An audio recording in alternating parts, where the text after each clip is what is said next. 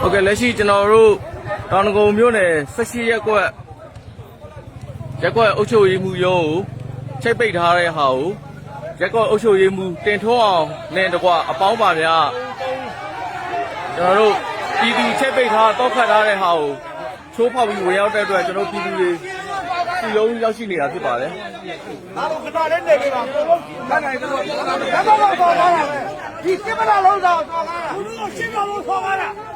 ဆောင်းရဲဆောင်းရဲဆောင်းရဲနိုင်ဘူးရှင်းမလားလုံးဆောင်းလာတယ်ဟုတ်တယ်လေအဲ့ဒါပြောလေဟုတ်တယ်ရရန်ပေါက်ကွဲနေတဲ့အချိန်မှာလုံရဲတယ်ကွာအဲ့ဒါဆိုရင်ကျွန်တော်တို့ဘယ်လိုဖြေရှင်းမလဲအဲ့လိုကြံကြံပေးလေဘယ်လိုဖြေရှင်းမလဲဘယ်လိုလုပ်မလဲအခုနောက်ခုကြောက်ရင်သူ့တောင်းရင်ဖြစ်တော့အဲ့ဒါရက်ကောက်ပဲတက်နိုင်တော့ပြဿနာမတက်ကြပါသေးနဲ့နော်ပြဿနာတက်ကျွန်တော်တို့တွေဒုက္ခရောက်နေတယ်ကျွန်တော်တို့တွေမကောင်းဘူးကျွန်တော်တို့တွေကတက်နိုင်ဆုံးပါတယ်တဲ့ဒုက္ခရောက်မှာတော့မကြောက်ဘူးဒုက္ခမကြောက်မှာဆိုရင်အဲ့ဒါမပြောနဲ့ပြည်သူအဲ့လိုမပြောနဲ့အဲ့လိုမပြောနဲ့အဲ့ဒီစကားတွေမပြောနဲ့အဲ့ဒီစကားတွေမပြောနဲ့ဟုတ်ဒီတိုင်းမှာစကားကိုထိန်းမှာကိုအဲ့ဒီစကားတွေရှောက်မပြောနဲ့ကို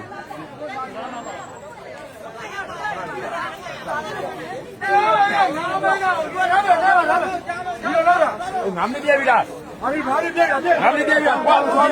မယ်လာအုပ်ချုပ်ရေးမှုပါတင်ထောင်းအောင်ပါနားဆာကောင်စီကနေခန့်ထားတဲ့ကျွန်တော်တို့အုပ်ချုပ်ရေးမှုပါတင်ထောင်းအောင်ပါသူကမှန်ပြတာမယ်ဘာယူသွားလို့မလာရဲတာဥက္ကဋ္ဌတယောက်လို့ခေါ်တယ်ဆိုတာ9မိနစ်ကျွန်တော်တို့အချိန်ပေးထားတယ်9မိနစ်မှမလာဥက္ကဋ္ဌကိုပြတ်ထားနေတယ်ဘူးထွက်မယ်အားလုံးအေးစိတ်လေးပဲနေပြီအာယူอ่ะဘာယူอ่ะစားကြတယ်ဟုတ်ဒီကားစားတာဒါကျွန်တော်ဒီမသိရပဲနဲ့သူတို့သဘောနဲ့သူတို့လုပ်တဲ့အတွက်အဲ့ဒါကိုဘယ်လိုလဲကျွန်တော်တို့ရက်ကွက်ပြည်သူရဲ့ဆန္ဒကိုလှည့်လူရှုပြီးတော့ရက်ကွက်ရုံးကိုခိုးဝက်တောက်ဖွင့်ပြီးတော့ဝင်သွားတဲ့ရက်ကွက်အုပ်ချုပ်ရေးမှုနဲ့အပေါင်းပါများကိုကျွန်တော်တို့ကသဘုံလို့တတ်မှတ်ပါတယ်အဲ့လိုမျိုးပဲသွားမယ်ဟုတ်တယ်ကျွန်တော်တို့တတ်မှတ်ပါတယ်ဘာမှလည်းလုပ်မယ်ငါပြည်သူသဘုံပဲအဲ့တော့ကျွန်တော်တို့ကော်မတီဖွဲ့ပြီးတော့စီးတိုင်းကောင်းလာတယ်အဲ့လိုမျိုးဆက်ခိုင်းပြောအဲ့ဒါဆိုဖွဲ့ပြီးတော့ကျွန်တော်တို့စီးတိုင်းကိုကျွန်တော်တို့အဲ့တော့စားမဖြစ်ပါဘူးဆ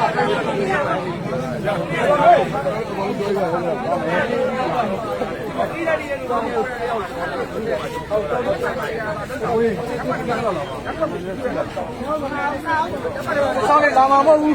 လာမှာမဟုတ်ဘူးဒါမလားဆိုဒါအဲ့ဒါဟိုဒါတော့ရောက်နေပြီးတော့ရောက်နေရတယ်အကြတဲ့တော့လည်းရောက်ပြီဒီဆန္ဒကိုလှည့်လူရှုပြီးပြောရတယ်ကျွန်တော်တို့လောလောဆယ်မှာဆိုတော့ဝင်တယ်ဒီလိုပဲနဲ့ဆောင်းရည်ယူတာဖြစ်တဲ့အတွက်နောက်ရုံးမှာဆောင်းရတာလည်းတစ်စုံတစ်ခုပြောက်လို့ရှိရင်တာဝန်ယူဖို့အတွက်တော့မှတ်လို့အဲ့ဒါလေးတော့တွေ့ပါဘူးလုံးအဲ့လိုလေးလုံးမှာဒါပြည်သူတွေနေတဲ့ကျင်မဲ့ပါအဲ့ဒါလေးတစ်ချက်ပါအမလူမင်းနိုင်ခေါ်လိုက်လာခဲ့လို့လက်ပုံကြိုက်ခိုင်း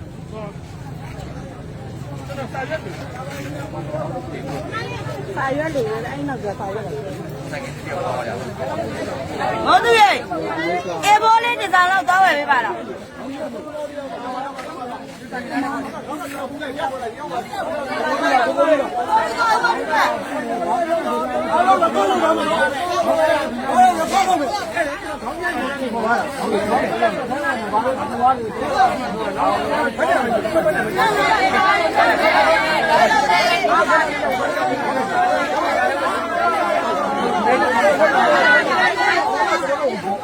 ရောက်လာပြောတယ်ရောက်လာကိုတမဲဘာလို့လဲ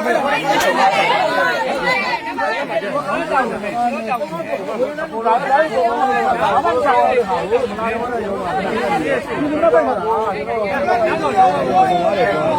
ကိုအဲ့မှာဗာများယူသွားသေးတယ်ကျွန်တော်ခင်ပတ်ကြမယ်ခင်ပတ်ကြမယ်သူရဲ့ခင်ပတ်တယ်လည်းယူသွားပါနဲ့နော်အားလုံးခင်ပတ်တယ်ကျွန်တော်ပြောမယ်အခုချိန်မှာရဲပြောဟောဗာပြောချင်တာ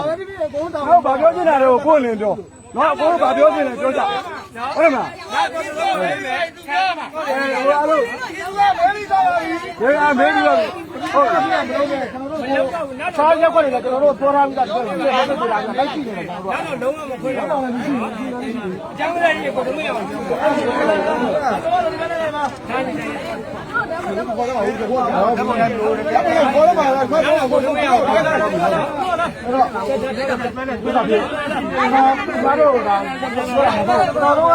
င်ဗျားတို့ကာလုံးမရဘူးဒီကူရဲ့ဆုံးဖြတ်ချက်နဲ့ဒီတိုင်းသွားဒီကူကတခါပိတ်ထားမဖွင့်နဲ့ဒါကျွန်တော်အမှန်နောက်ဆုံးပဲတကားပဲ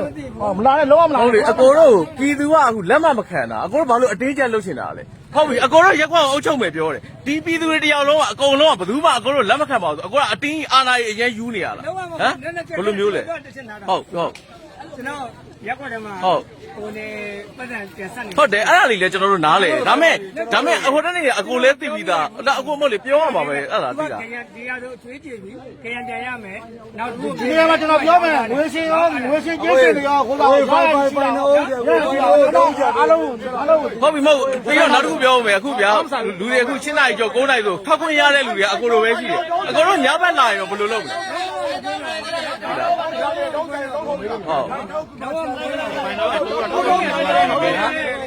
ာင်းတော့ကြံသေးလားအဲ့နိုးကြံသေးတယ်တော့အဲ့တော့နောက်ပြန်နေရတော့ကဘူးရှိပါလေတော့ဘူးရှိပါလေကိုဘလူနောက်တော့ထိုးပြီနောက်တယ်မမနောက်တော့ပမာတယ်ဟုတ်ကဲ့နောက်တော့ကြံနေတယ်နောက်တော့ရုံးတော့ဝင်အောင်ကြီးပြောတယ်ဝင်တော့ကလုံးဝင်ပြီးတော့တောင်းလို့သေးတယ်ကျန်တဲ့ကလုံးပြင်နေတယ်ဆိုတော့ခရံပြန်ရမယ်ကိုတော့ဒီလေးထွက်သွားကြရတယ်သိတယ်အခုပြောတဲ့မီစီကိုကျွန်တော်နားလဲတယ်ဒါပေမဲ့အဲ့လူတွေကလည်းလူသိမရှိတဲ့လို့ပြတာဒါကလည်းမကန်ဘူးဒါတိုင်းကတော့ဒုက္ခရောက်နေတာကြာကျွန်တော်တို့ပြည်သူတွေကကိုနေရတယ်သူတို့ကောင်းပါဒါမဲ့အကိုရဲ့တစ်ခုကောင်းပါတယ်ကျွန်တော်တို့ပြည်သူတွေကအကိုတို့ဘာမှဟိုအကျန်းလည်းမပေါ့ဘာမှလည်းမလုပ်ဒါမဲ့အကိုမလုပ်သိရင်အကိုတို့လုံခြုံရေးရတယ်အကိုလောက်ကိုမလုပ်သိဘူးသိလားအကိုတို့အရန်အနေရရှိတယ်နော်သိလားသိလားနေရအနေရရှိမိသားစုတွေကျွန်တော်တို့ကတော့ပြည်သူတွေကမှရှိတာနော်အကိုတို့လုံခြုံရေးဆိုတော့ဟိုကတော့မှဒီကတော့မှမဟုတ်ဘူးနော်လူတို့ကအားတော့ကိုတို့ကူညီမှာကိုတို့အဲ့မုံနဲ့တရားမှာမရှိဘူးအကိုတို့ကလူပုဂ္ဂိုလ်နဲ့ပိုင်းတယ်မဟုတ်ဘူးအောက်ကဘယ်နှောင်းယူသွားတာငါကြည့်လို့လေကိုမင်းယူတာယူဘူးကထားအောင်လည်းမကဘာမှမကတော့ရှိတယ်ပြောတယ်အဲ့ဒါပြောင်းနေတယ်အုတ်ကြီးရုံးတော့အုတ်ကြီးကိုယ်တိုင်ခွင်တာနောက်အစွဲတွေပါအုတ်ကြီးကိုယ်တိုင်ကသွားရှာရုံးထဲမှာတယောက်တည်းဝင်ပြည်သူလူထုမလိုက်ဘူးပြည်သူလက်တယ်အဲ့ဒီမှာတော့မှာအခုသွားဖွင့်ပြီးတော့သွားရှာလည်းမကဲဘာမှမကဲအဲ့ဒီမှာချုပ်ထဲမှာဝင်ပြီးကိုခေါင်းညဝင်လာခေါင်းညပဲခေါ်ပါအဲ့ဒါဆိုရင်လုံးလို့အပေါ်မှာစက်တယ်ဒီနားမှာလဲတယ်လို့ရအပေါ်ပစ္စည်းအစားတွေရှိလေရုံးကတော့ကျွန်တော်တို့ဒီမှာစားတယ်ရှိလို့ဝီယူရမယ်ပြည်သူလူထုတက်ခဲ့ပါဆိုအပေါ်ပြည်သူလူထုရှိမှဒါတောင်းအုပ်ကိုကျွန်တော်တို့ယူပါတယ်ဆိုလောက်ရမှာလေငါခေါင်းလို့ညတာဘာမှမတည်ဘူးအပေါ်တော့စက်တယ်မှာခေါင်းလို့ညတော့ခင်ဗျားဘယ်လိုလုပ်ဒီလဲရောက်ခေါင်းတော့အုပ်ကြီးပေါ်လာလေငါလည်းဒီမှာတွေ့တာဟုတ်ဘူးအကိုကျွန်တော်ပြောမယ်အကိုတို့ဟိုတနေ့ကအကိုတို့ဒီကကျွန်တော်တို့ဒီမှာချိတ်ပိတ်ပြီးတဲ့နေ့တည်းကအကိုတို့ရဲတွေပါနေစကားပြောကြတယ်ဘာမှမဖြစ်ဘူးကိုတို့ကကိုလည်းလွတ်ချင်တာလို့ဘာမှမဖြစ်ဘူးကျွန်တော်တို့ဖမ်းချင်လဲဖမ်းချင်လဲတယောက်ကလုံးဖမ်းချင်ဖမ်းနော်ဘာမှမဖြစ်ဘူးသိလားကိုတို့အရင်မလုပ်ပါနဲ့ပြည်သူမှမကြိုက်တဲ့ဟာကြီးကိုသိလားဒီလာလဲတယောက်ကကြီးပဲဒီလိုဆိုရွေးကြည့်ဟုတ်ပြန်ရမယ်သူအဲ့ရောင်းတာသူရောင်းတဲ့လူကပြန်ပေးရအဲ့ဆောင်နေတာလေဆောင်းတက်ကြည့်လို့တစ်ချက်ပဲအဲ့ဒါကငါးပါးကိုတို့မရငါညီလို့နေတာကိုတို့မရလုံးဝအကြောင်းကမဟုတ်ခဏလေးပါဟုတ်ကြည့်ရလိုက်ဒီမကြီးကနားပါရဲ့ဟုတ်ကဲ့ဘယ်လိုလဲဆိုတိုင်ပြီးတော့ဓာတ်ပုံလေးမတန်းနေတယ်ဟုတ်မင်းရအကုန် record ရဒီတော့ပဲရလို့ record ထားလိုက်အဘောကိစ္စရှင်း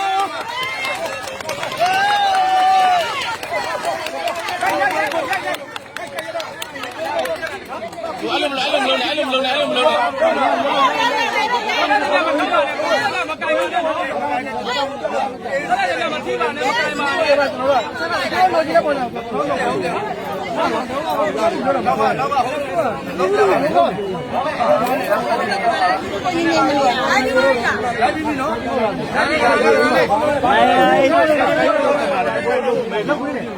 အကောင်ကပေါ့ကျွန်တော်ကထွက်လာတယ်ဒီတော့စောက်ဆုံးတော့ဒီတိုင်းပဲစက်တယ်လို့ စားအောင်တော့ဘယ်လိုလဲနေပြတာကျောင်းဆိုတာဘယ်လိုနေ သူတို့ပြောတာလေသူတို့မေသူတို့ ဟုတ်လားဖိုင်နောက်ပါသွားတာလားဒီတော့ထဲပဲလားအဲ့ဒါကိုသိတတ်ရှင်းတယ်နောက်တော့ပြောကြတာလေးတယ်လေပြောနေတယ်